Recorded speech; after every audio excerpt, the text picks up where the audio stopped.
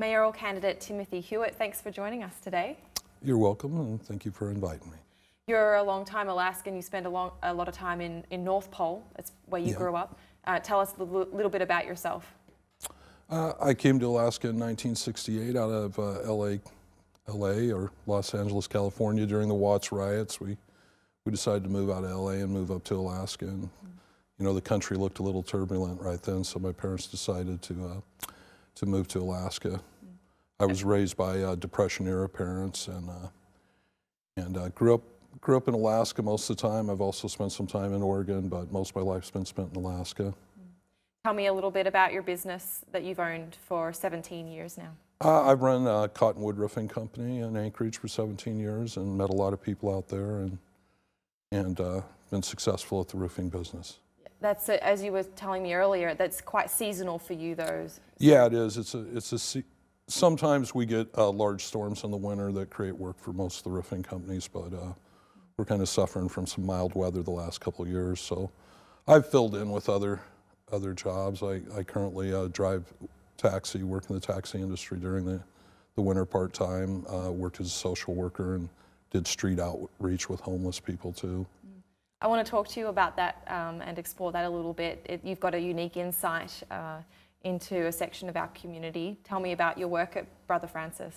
I was case manager at Brother Francis and worked with, actually my clients were the chronic inebriates. And so, you know, I have a unique insight into the people that we see out there with the signs, you know, trying to get a couple dollars for food and alcohol and other things. So. Why did you choose to do that? You know, I got degreed at UAA and in anthropology, justice, and philosophy.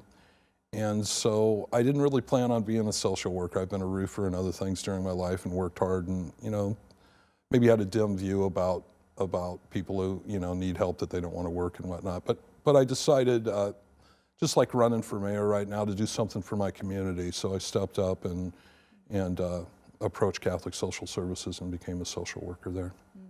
How has that work been for you in terms of what you've seen, and do you feel like as mayor you would be able to help the situations that you see during that work?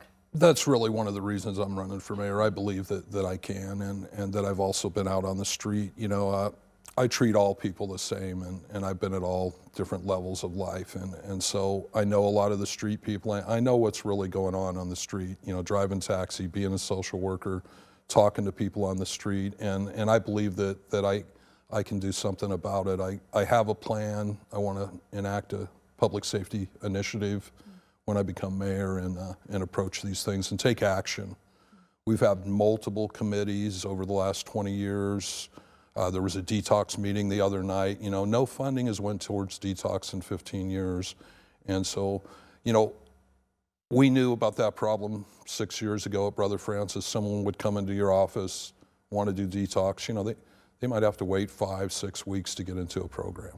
So, and if you can't get them in now, we probably can't help them. We have to have treatment at the other end too. We just can't detox people. But are you seeing that there's a disconnect between the services for detox? You know, you've got the detox, rehabilitation, and then they need housing. You know, that there's a everything. Everything works together. You know, I mean, we all know it's about money too. But yeah, we have a program at Carlick Manor called Housing First right now, and that's been really successful. You know, we spend up to $65,000, you know, per person of the chronic group just servicing them with ambulance and the sleep-off center, you know, the service patrol that picks them up, firemen coming out. You know, all these services cost us a lot. But we know at Carlick Manor we save probably $40,000. You know, I don't know the exact numbers, but it's right in there. It's 20-something thousand there versus 60,000 on the street. Now, not everybody fits into that. You know, homelessness is a tiered situation, you know. And, you know, right down at the bottom, there's people that probably won't work for because, you know, they live in tents, don't really want to come in. You know, they don't go to Brother Francis, a lot of them. And so there's a group of people that you know, we're probably going to have to take some different approach to. But we probably need about 100 detox beds when you do the numbers. We currently only have 14 beds in the city, and that really hasn't changed in like 15 years. And when you look at other cities, you know, we're probably 90 beds down from where we need to be. But then think about how many treatment, you know, places we need, and then you got to have some kind of housing. You know, I think that we need to build, you know, some housing, but that's difficult, you know, especially now we're facing a lot of budget crunch statewide. The feds are always in trouble on money, even though they keep borrowing it and spending it. So, you know, maybe the community is actually going to have to step up too, you know, as individuals and faith groups and Native corporations. You know, I believe we should build a partnership with all these people, and CHAR included. Often CHAR talks about, you know, that they don't want to pay taxes, this, that, and the other, but they never really talk about a solution or how they can be a help to the problem. Same with package stores. You know, we need to make it a better community, and they're all players in the community.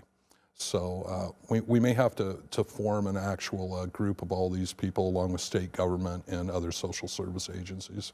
When you said you had a plan, is that your plan? That is my plan, yeah. If you read my plan, you'll see that it's bringing all those people together.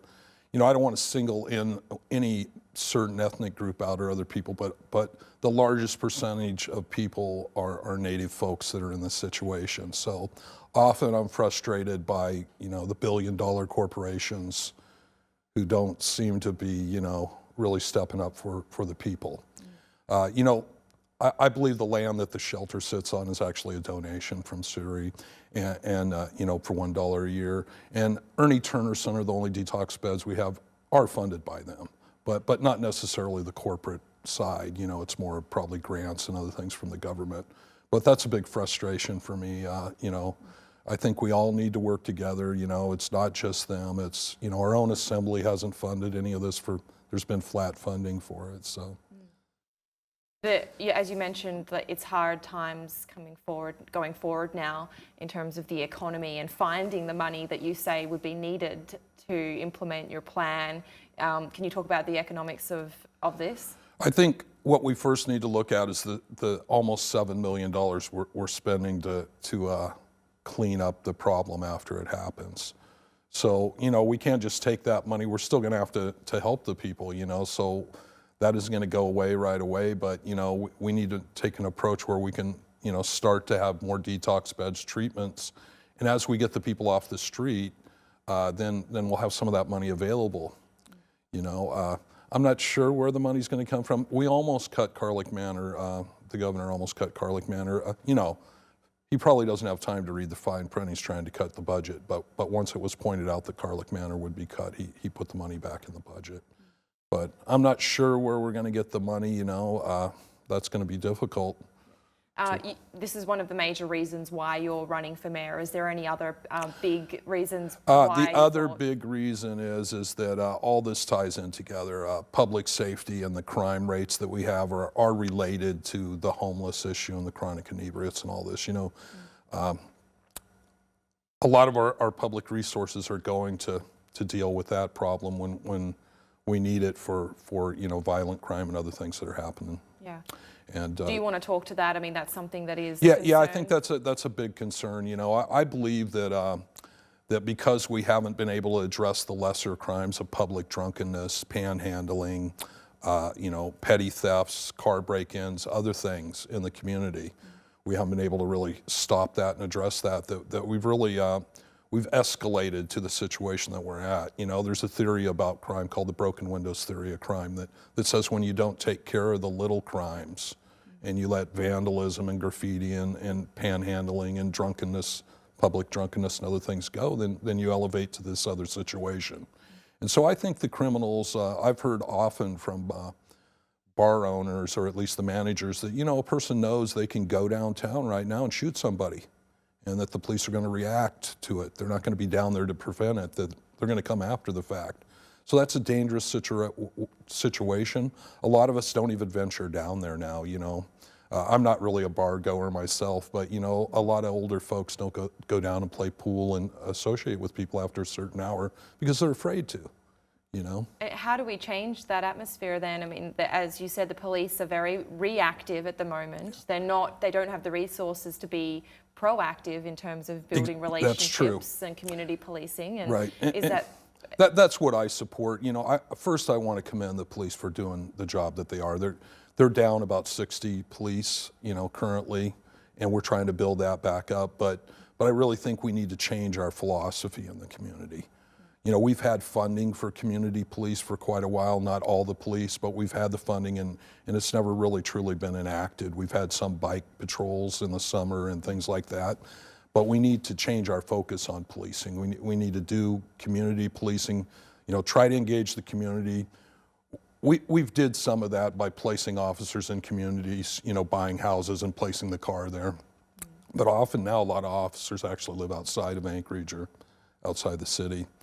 Do you have a specific solution that you would like to implement as mayor if you're elected? Yeah, I would immediately, you know, whoever is going to be the chief of police will be decided after the new mayor, and it may not be our current chief, but I like Mark, and I think he's a great guy, and I think that we could work together to implement a community policing program and a proactive policing program.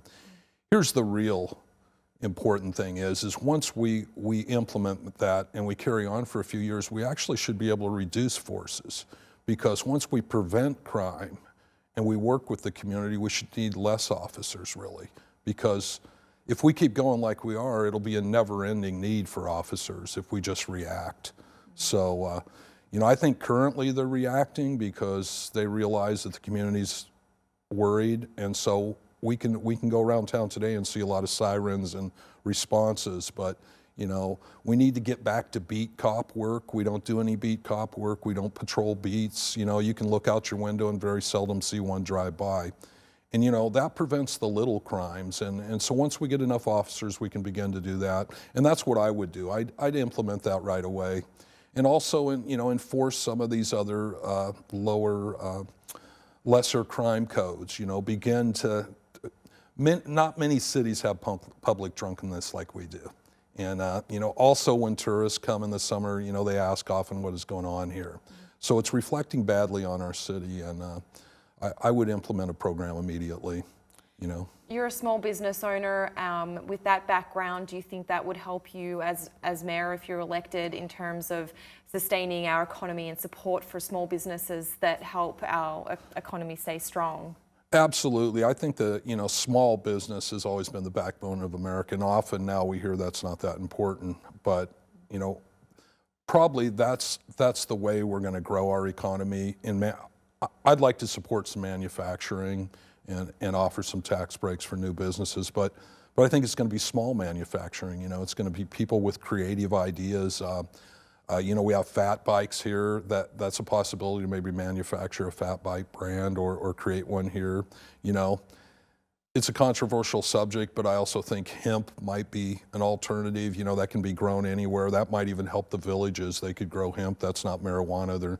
It's not a drug, and we could produce products, food, clothing, and other items. You know, How much thought have you given to that particular industry?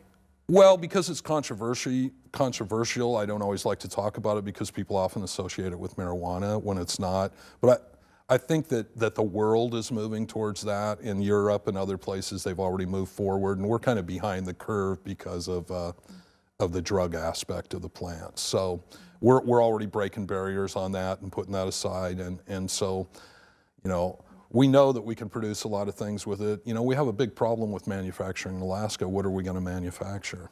So we have to be creative, you know. And do you have any other concerns about the economy moving forward that you want to address? Well, I watch the oil price every day. I spend a lot of time doing analyzation of what's happening. Currently, it's going back up a little bit, but our big problem is you know, our state budget is based on about $110 or $15 a barrel oil, which is very unrealistic. So I think we're going to continue to have a lot of problems unless, you know, the problem is something negative could happen in the Middle East or those areas and drive oil up, and that can happen at any moment at this time. So it's very volatile, and we might be back at 115, but you know, I'm not going to be on the state, level of budgetary issues. But when you're the mayor of Anchorage, it's the biggest city in Anchorage, and plays a big role. We have lots of representatives from Anchorage down there, so we need to rein that in and start thinking a little bit more conservative on what we base our budget on. Are you concerned about the price of housing and the price of being able to rent somewhere to live in Anchorage? Absolutely, that's a big problem. We're all struggling probably to pay this, except for the very wealthy, and so there's very little availability right now, and prices are really high. Would you change anything, and do you have a solution to that? I mean, it's a complex issue, but it is a complex issue, and I believe in the long term, one of the solutions is the bridge, although it's very controversial, and I believe a financially sound Connect Arm Bridge is the way to go. I mean, that's been the big argument: will the tolls be paid or whatnot? And also property. Once we got over there, a lot of people are concerned that the property tax would go to the Mat-Su area, but we could have a memorandum of understanding that we share that, or we in kind have a city together. But I really think in the long run, that is where our affordable housing lies, is over there. And that will also create some traffic. I don't think it's going to be a moneymaker. It's going to be hard to pay for it, but land is running out in Anchorage, and we can't go out anymore. We're going to have to go up. And with earthquake issues and other things, there's safety issues with that too. What I would like to do, though, is make affordable housing zones and give tax breaks to private contractors and people who want to build affordable housing. Right now, a lot of it is funded by government, and we're having a lot of it built in Mountain View area right now. But we need to give incentives to regular contractors to build these, to give other people an opportunity. I would also like to see more participation in Habitat for Humanity, to try to build some things there. But honestly, I think we're going to continue to have problems because, we don't have the available land at a good price. The average lot starts at about, for just a single bedroom home, $75,000. And most of the land is available on the hillside. So.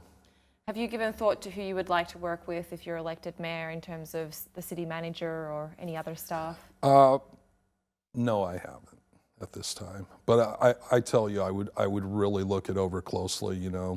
I think we need to have a real honest government. I want transparency. I want honesty and integrity. And I also support the Bribery Stops Here Now initiative right now. And I think we need to have a government that is honest. We're not going to be, under my administration, we're not giving any special contracts to friends or family or ex-politicians, like we've done in the past. And I think that's important.